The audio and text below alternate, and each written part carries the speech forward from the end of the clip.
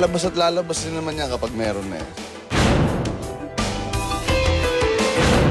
Dito niya sa StarTalk unang nakita ang mga eksklusibong kuha ni na Paolo Contis at Babe Lian Paz na magkasama sa Boracay noong nakaraang holiday vacation. Pero ayon kay Paolo, magkaibigan lang sila at hindi siya nagmamadaling pumasok sa isa na namang relasyon. Labas at lalabas din naman yan kapag meron na eh. So, hindi ko minamadali.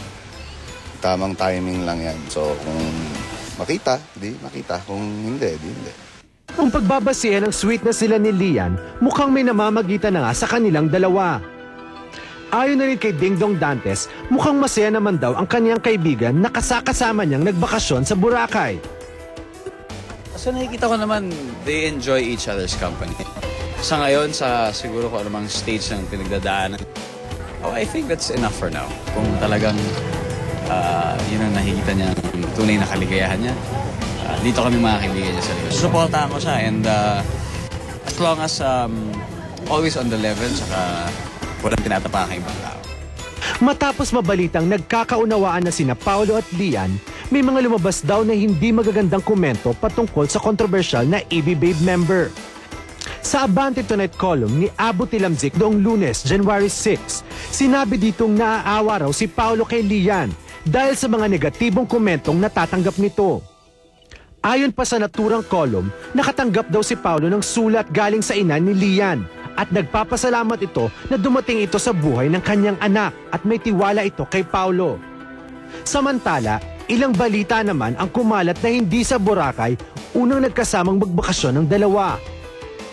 Noon pa raw ay may namamagitan na kina Paolo at Lian at minsan na rin daw silang nagkasamang nagbakasyon sa Macau.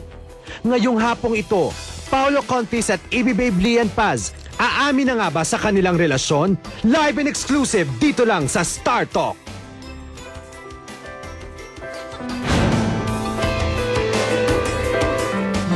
Alam niyo yung si Abu Tilamzik, dapat yan ihalal nating Pangulo ng Pilipinas siya. Oo, ganda Malaki may ng tutulong name. yan.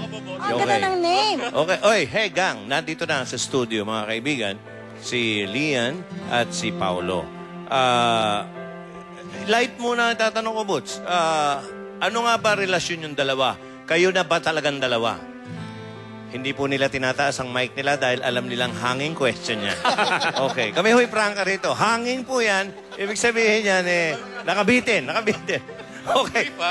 Alam ko yung mga chismosong Pilipino at Pilipina, dyan lang kayo. Pwede kayong jumingle, kumuha ng merienda, pero bumalik kayo agad dahil mahabang with Lolit Solis around, ay nako, sira ang kabuhayan nyo. Babalik ko ang StarTalk. Wag, mama. Babalik kami with Lian and Paolo.